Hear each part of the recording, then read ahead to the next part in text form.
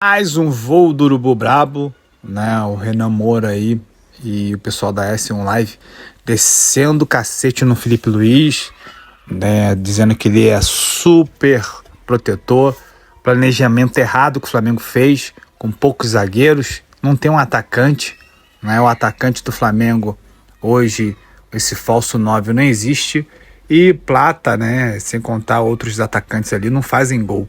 Hoje o Flamengo vive uma escassez de gol. Só depende do Pedro.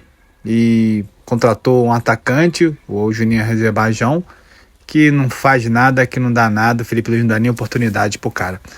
Deixa o like aí, né? Curta o vídeo e se inscreva no canal aí. Ele passa, Vamos assistir então, o vídeo. hoje, eu acho que é mais um motivo para a gente estar debatendo aqui o erro de planejamento do Flamengo. Passou pano. Ele passa pano porque ele é teimoso, ele passa pano porque ele não quer admitir publicamente que o planejamento foi pífio para um novo jogador de ataque e vai passar pano. Vai esperar terminar a temporada para fazer uma avaliação. Está seguindo a linha do Tite. O Tite dizia, antes de deixar o Flamengo sendo demitido, que não, vamos aguardar o fim da temporada para fazer uma avaliação. Felipe Luiz está na mesma linha. Ele não vai admitir publicamente, jamais, junto com o seu José Boto, que o planejamento para duas posições foi um planejamento errado. Não dá para o Flamengo viver a temporada inteira sabendo que vai brigar pelos principais títulos de janeiro a dezembro com 3 zagueiros.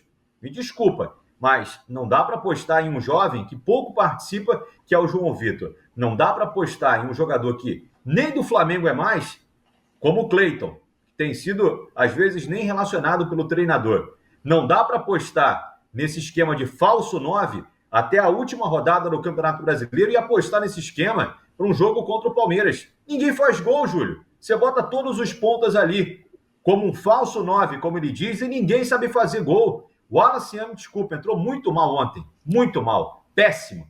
Tudo que tentou, errou. Tudo.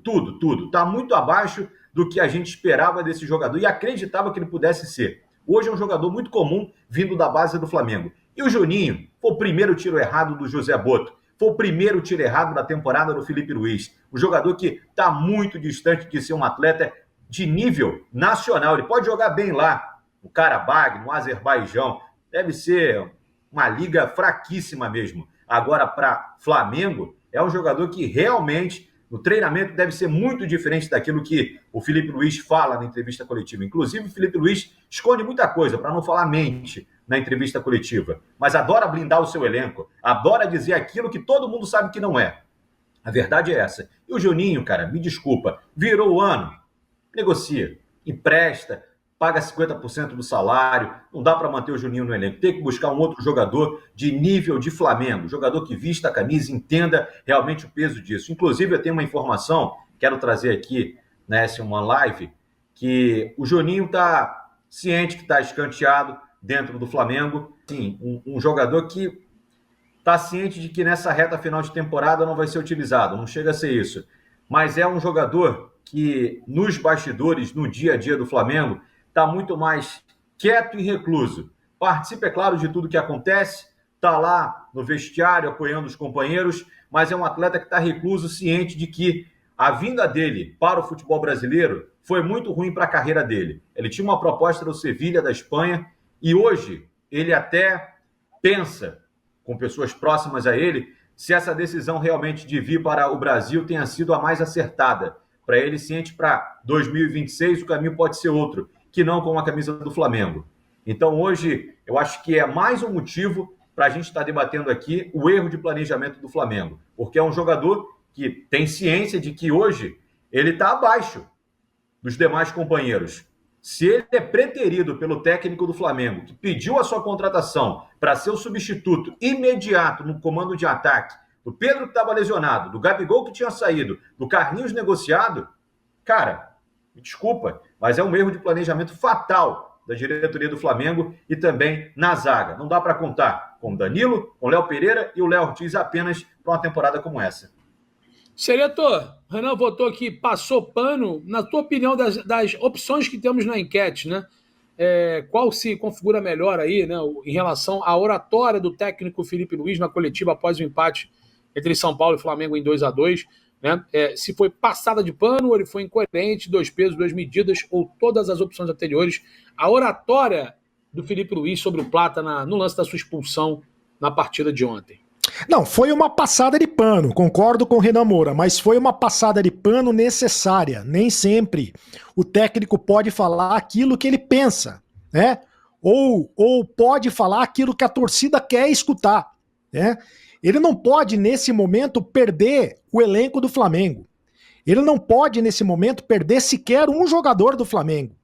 Né? Ah, mas ele expôs o Pedro lá atrás, por que ele não expôs o Plata agora? Eu já ouvi, né, esse argumento, mas são questões absolutamente diferentes. Né?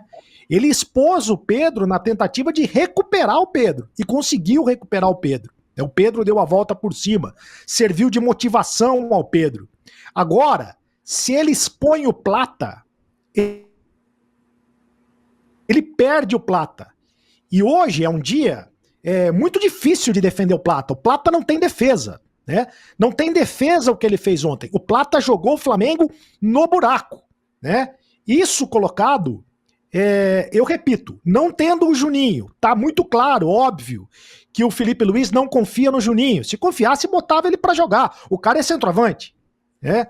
O Olacian me parece que não é o cara para resolver os problemas do Flamengo, embora eu considere um bom jogador, um jogador promissor. Quem é que vai jogar na ausência do Pedro? Quem é que vai jogar numa possível ausência do Bruno Henrique, que tem uma possibilidade forte de ser suspenso na próxima segunda-feira, e essa suspensão pode se estender, inclusive, para a Libertadores da América. Me parece que o Plata sobra como única opção, né? Pelo menos eu estou enxergando dessa maneira. Se perder o Plata para a sequência do Campeonato Brasileiro, aí a situação do Flamengo vai ficar ainda mais complicada.